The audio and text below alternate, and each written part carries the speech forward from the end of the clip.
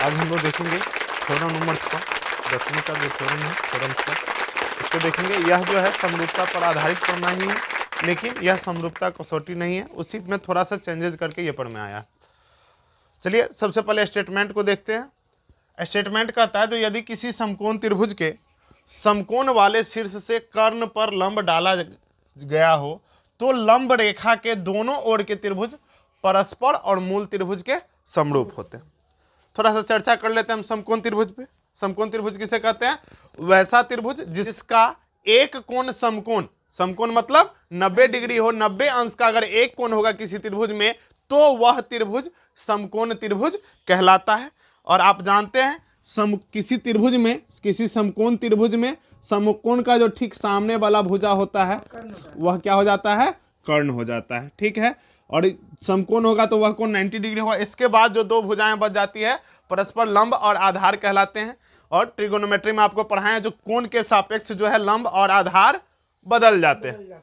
तो चलिए, तो हमको क्या कर रहा है, देखिए इसमें दिया हुआ है जो किसी समकोण त्रिभुज के, त्रिभुज कैसा है? समकोण त्रिभुज है। तो मान लिए हम एबीसी क्या है? एक समकोण त्रिभुज है जिसमें कोण भी क्या है? 90 डिग्री है, यानी कोण भी समकोण है। तो कहता है जो समकोण वाला शीर्ष है, तो समकोण वाला शीर्ष इसमें कौन सा हो गया? बी। समकोण वाला शीर्ष कौन सा है? बी।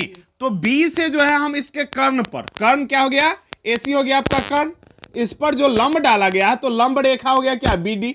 बीडी क्या हो गई आपकी? लंब रेखा। बीडी क्या हो गई? लंब रेखा। तो लंब रेखा पर के दोनों ओर का त्रिभुज, तो देखिए यहां से देखते हैं तो एक ऊपर त्रिभुज बनता है त्रिभुज एडीबी और दूसरा त्रिभुज बनता है बीडीसी। यहां भी लंब हो जाएगा, दोनों तरफ लंब पड़ेगा।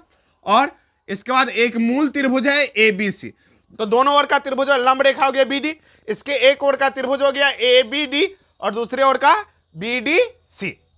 और मूल त्रिभुज इसमें क्या है? मूल त्रिभुज मतलब जो पहला त्रिभुज जो था त्रिभुज एबीसी, यानी इसमें हमको तीन स्थितियां प्रूफ करनी है। एक, यह जो त्रिभुज एडीबी है, त्रिभुज एडीबी यह होगा समरूप किसके? एबीसी के। दूसरा केस, त्रिभुज बीडीसी समरूप होगा त्रिभुज एबीसी के। और तीसरा, ये दोनों त्रिभुज परस्पर, यानी त्रिभुज एडीबी और त्रिभुज बीडीसी ये दोनों आपस में भी क्या होंगे? समरूप होंगे। यानी तीन केस आपको प्रूफ करना है। सबसे पहला, त्रिभुज एडीबी समरूप होगा त्रिभुज किसके? एबीसी के। दूसरा केस आपको प्रूफ करना है बीडीसी सिमिलर होगा किसके?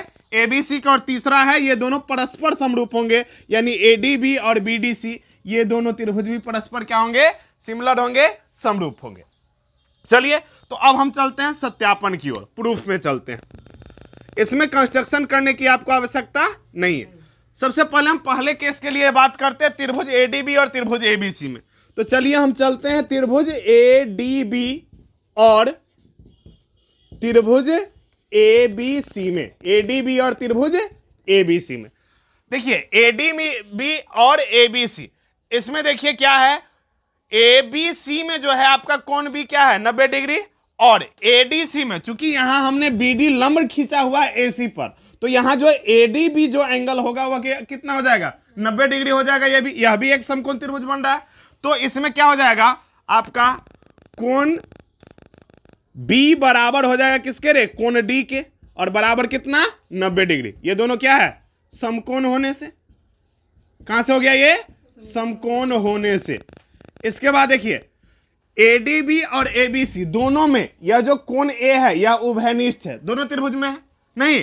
तो कोण ए बराबर कोण ए, दोनों में कोण है, यह कहां से हो गया आपका? उभयनिष्ठ होने से। क्या होने से? उभयनिष्ठ होने से।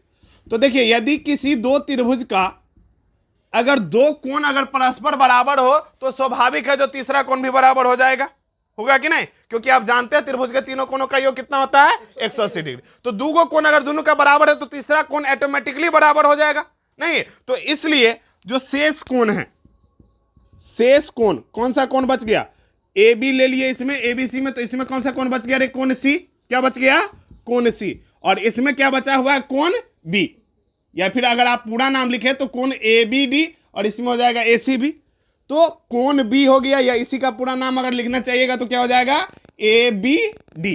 कोण सी बी लिखिए या आप लिखिए इसको कोण ए बी डी। तो देखिए दो त्रिभुज के जो हैं परस्पर जो है तीनों कोण क्या हो गए, समान हो गए। क्या हो गए, संगत तीन कोण बराबर है। तो इसलिए समरूपता प्रमेय, आपका समरूपता का प्रमेय है, कौन सा लग रहा है यहाँ पे, ए एंगल एंगल एंगल से, समरूपता प्रमेय ए से क्या हो जाएगा, त्रिभुज एडीबी समरूप हो जाएगा किसके, त्रिभुज एबीसी के। या फिर आप इसको ऐसे भी लिख सकते हैं, त्रिभुज एबीसी समरूप हो जाएगा किसके, त्रिभुज एडीबी के। यह जो पहला पार्ट आपका प्रूव हो गया, प्रूव्ड फर्स्ट पार्ट। देखिए कितना आसान था, प्रूव्ड फर्स्ट पार्ट। अब चलिए दूसरा का त्रिभुज को ले लेते हैं पुनः। त्रिभुज बीडीसी और त्रिभुज एबीसी में, बीडीसी और त्रिभुज एबीसी में, इसमें भी क्या है, बीडीसी में जो है कोण डी जो है, यहाँ कोण डी क्या है 90 डिग्री, कोण डी है ना, ये वाला त्रिभुज ले रहे हैं आप, नीचे वाला त्रिभुज और मूल त्रिभुज को। तो कोण डी बराबर हो गया किसके, कोण बी के, और बराबर 90 डिग्री। कहां से हो गया ये, समकोण होने से, समकोण होने से। और देखिए इस वाले दोनों त्रिभुज में, त्रिभुज एडीबी और एबीसी, तो ये हो गया त्रिभुज बीडीसी और त्रिभुज एबीसी में, बीडीसी यानी ये वाला त्रिभुज और एबीसी, तो दोनों में कौन सा उभयनिष्ठ है, कोण सी दोनों में है, कोण सी क्या है, दोनों में है। तो कोण सी किसके बराबर हो गया, कोण सी बराबर कोण सी हो जाएगा। यह कहां से, उभयनिष्ठ होने से। कहां से हो गया ये, उभयनिष्ठ होने से। और जब दो कोण बराबर हो गया तो इसलिए क्या होगा, शेष कोण, जो तीसरा कोण जो है, शेष कोण कौन सा रह गया, त्रिभुज बीडीसी का कौन सा कोण ले लिया हम, डी ले लिए, ये ले लिए, तो अब बच गया डीबीसी, कोण डीबीसी बराबर हो जाएगा किसके, और इसका कौन सा कोण बच गया आपका, कोण ए बच गया, नहीं बराबर शेष कोण ए, शेष कोण ए। और फिर क्या, कौन सा कसौटी लग जाएगा यहाँ, समरूपता प्रमेय ए से, समरूपता प्रमेय ए एंगल एंगल एंगल से क्या हो जाएगा, त्रिभुज एडीबी, सॉरी त्रिभुज बीडीसी, एडीबी को तो हम प्रूव कर चुके हैं, त्रिभुज बीडीसी समरूप हो जाएगा किसके, त्रिभुज एबीसी के। और हमने प्रूव कर लिया सेकेंड पार्ट को भी, जो दूसरा पार्ट हमको प्रूव करना था वो भी सत्यापित हो गया। अब चलिए तीसरा, और तीसरा क्या है, ये दोनों त्रिभुज परस्पर समरूप होंगे, क्या होंगे, परस्पर समरूप होंगे, त्रिभुज एडीबी और त्रिभुज क्या रे, बीडीसी परस्पर समरूप होंगे। तो अब चलिए, अब प्रूव्ड फर्स्ट पार्ट जो किया, इसको आप मान लीजिए समीकरण 1, क्या मान लीजिए, समीकरण 1, और इसको मान लेते हैं हम समीकरण 2, क्या मान लेते हैं, समीकरण 2। तो अब हम चले हैं त्रिभुज एडीबी और त्रिभुज बीडीसी के लिए जब बात कर रहे हैं, तो समीकरण 1 एवं 2 से, इसको हटाइए, यहां लिखिएगा।